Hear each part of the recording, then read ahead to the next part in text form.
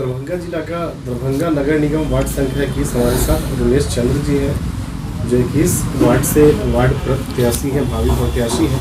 और निश्चित तौर पे इनका जो एजुकेशन है वो एमटेक है। जब लोग बहुत ज़्यादा पढ़े लिखे होते हैं तो निश्चित तौर पे कहीं ना कहीं अपने रोजगार के लिए होते हैं, बावजूद उनके ये अपने जो हैंडसम सैलरी थी उसको छोड़ के कहीं ना कहीं समाज सेवा में आया। निश्चित तौर पे वार्ड संख्या में जो समस्याएं थी, बहुत कोशिश इनकी रही कि निश्चित तौर पे अपने निजी कोष से जहाँ तक संभव हो सके इसका निदान किया जाए। और इन्होंने बढ़ चढ़ के हिस्सा भी लिया, चाहे वो कंबल वितरण का मामला हो, ऑक्सीजन सिलेंडर का मामला हो, स्वास्थ्य शिविर का मामला हो, या फिर ठंडी में लकड़ी वगैरह उपलब्ध कराने की बात हो। लोगों के बीच किया। वार्ड के अलावा नगर निगम का जो क्षेत्र है, जहाँ जो ज़रूरतमंद थे, निश्चित तौर पर इन्होंने मदद किया। आप बहुत पढ़े लिखे वेल एजुकेटेड हैं और राजनीति में आप आए, क्या सोच, क्या एम और क्या एम्बिशन है?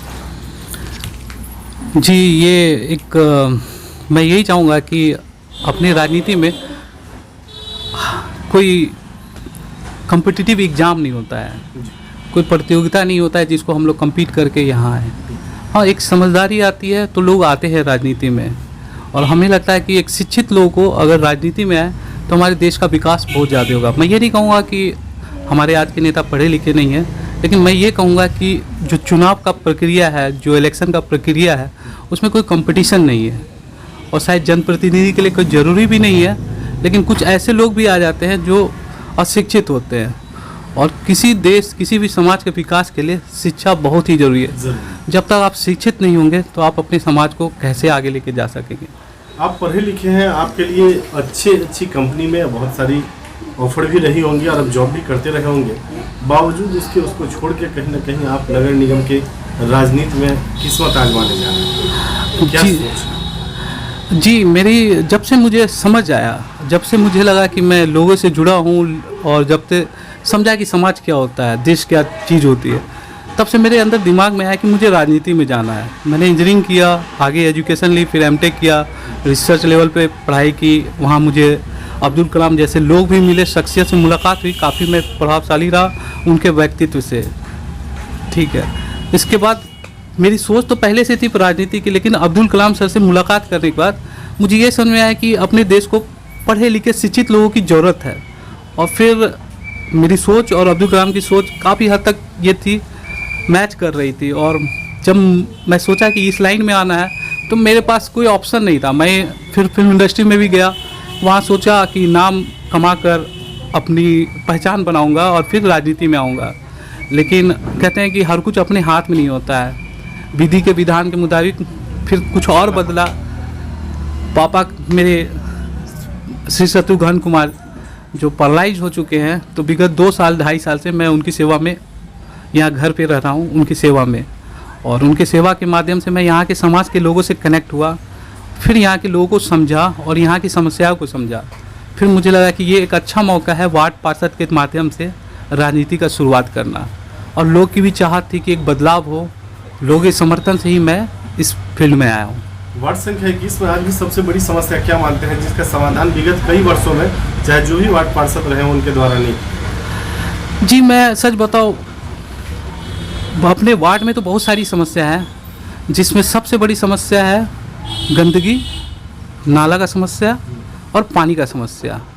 दूसरा बड़ी समस्या की अगर बात करें तो हमारी सबसे बड़ी समस्या है आज का युवा पीढ़ी जो नशा में लिप्त हो चुके हैं। हमारे बिहार में शराब बैन हो चुका है, लेकिन वहीं अगर बात करें तो आज के आपके युवा पीढ़ी में कई ऐसे लोग होंगे जो आपको टैबलेट और गांजा के नशा में लिप्त पाए जाएंगे। शाम के समय माहौल बहुत ख़राब होता है। और कहीं जो प्रशासनिक माहौल है, जो प्रशासनिक लोग, ये उनकी जिम्मेदारी बनती है। जी, ये प्रशासन की कमजोरी कहेंगे। ये हमारे यहाँ के जो भी है, जो भी को देखते हैं, हमारे वार्ड को देख रहे हैं, उनकी कमजोरी कहेंगे, जिस वजह से हमारे युवा बिगड़ रहे हैं। और ये हमारे बहुत ही गलत संकेत है, क्योंकि कल मेरा बेटा भी, कल मेरे परिवार भी अपने समाज से कनेक्ट होते हैं, मेरा बच्चा अभी छोटा है तो वो भी बिगड़ सकता है। और हम तो कहेंगे कि हर माँ बाप का अपना बेटा बहुत प्यारा होता है, और जो बच्चे बिगड़े हैं उनके माँ बाप भी बहुत परेशान हैं। मैं उनसे मिला हूँ, वो भी चाहते हैं कि ये बंद हो, लेकिन वो अपने बच्चों को संभाल नहीं पा रहे हैं। ठीक है। कहीं और ना कहीं समाज की भी जिम्मेदारी बनती है और जो जनप्रतिनिधि है उनकी भी जिम्मेदारी बनती है इस पे अंकुश लगाया जाए। जी, ये तो सबसे बड़ी हमारी जो जनप्रतिनिधि हमारे हैं उनको तो इस पे सबसे ज़्यादा ध्यान देना चाहिए कि किसी भी तरह ये टैबलेट और नशा जो भी हो रहा है, गांजा और वगैरह वगैरह बहुत सारी चीज़ें मिलती है, उनसे पूरी तरह से प्रतिबंध लगाना चाहिए, तभी हमारा युवा समाज आगे बढ़ सकता है। आपके यहाँ वार्ड संख्या 21 में जो बड़ी समस्या है उसमें एक सफाई की भी व्यवस्था है। मच्छर का प्रकोप है, नाला पे ढक्कन नहीं है, जगह जगह खुला हुआ है, जिस वजह से लोग परेशान बने रहे हैं। जी, ये बहुत ही विकट समस्या है।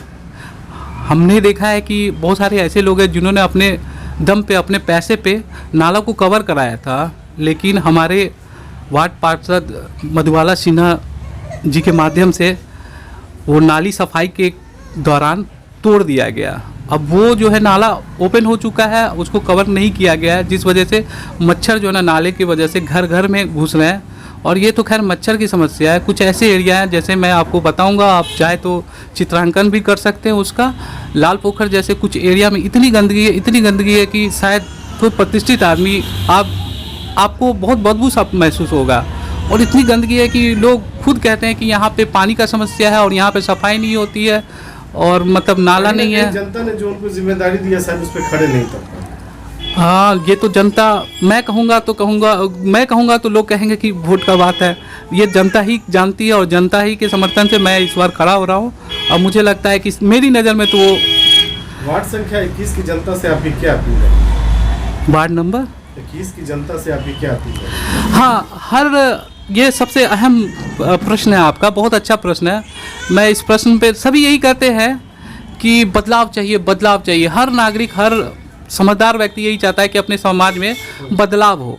ठीक है, हमारा नेता है तो ये बदलाव कर दे, हमारा नेता है तो वो बदलाव कर दे, ऐसा कर दे, वैसा कर दे। किसी नेता या किसी जनप्रतिनिधि के बदलाव से बदलाव नहीं आता है, जब तक कि हमारी जनता खुद बदलाव नहीं चाहती है।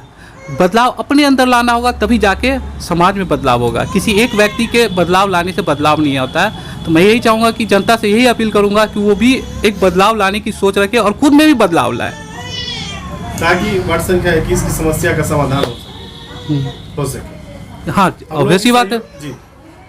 हमारे इस बदलाव से ही हमारा वार्ड विकसित हो सकता है, हमारा समाज विकसित हो सकता है। हम लोगों की सहयोग और शुभकामनाएं आपके साथ हैं। वार्ड संख्या 21 की जनता आपको मौका देती है और आप वार्ड पार्षद चुन के आते हैं, तो चुनाव जीतने के बाद आपकी सबसे पहली प्राथमिकता क्या है? जी, मेरा तो स्लोगन ही है और मेरा ध्येय यही है, स्वस्थ शिक्षित बनाना है, समाज को आगे बढ़ाना है। यानी हम स्वास्थ्य पे तो ध्यान दे ही रहे हैं, दिए भी हैं और आगे भी देंगे। हम कोशिश करेंगे अपने वार्ड में निःशुल्क शिक्षा और स्वास्थ्य का बंदोबस्त हो। अब पहली प्राथमिकता हमारी है। चलिए, अरुणेश चंद्र जी, न्यूज़ IVN से बात करने। नमस्कार, मैं अरुणेश चंद्र वार्ड 21 का रहवासी हूँ। मैं आप सभी से रिक्वेस्ट करता हूँ, निवेदन करता हूँ कि कोरोना ख़त्म होने पे है और अभी भी आप लोग जितना हो सके सामाजिक दूरी का मेंटेन रखें, सोशल डिस्टेंसिंग को आप बरकरार रखें और यथासंभव आप लोग सैनिटाइज करते रहें और समय समय पे साथ में आप वैक्सीन लें जो प्रधानमंत्री जी के माध्यम से मिल रहा है। इसके अलावा मैं यही कहूँगा कि आने वाले फेस्टिवल, होली, शब-ए-बारात और ईद की सभी को ढेर सारी शुभकामनाएं।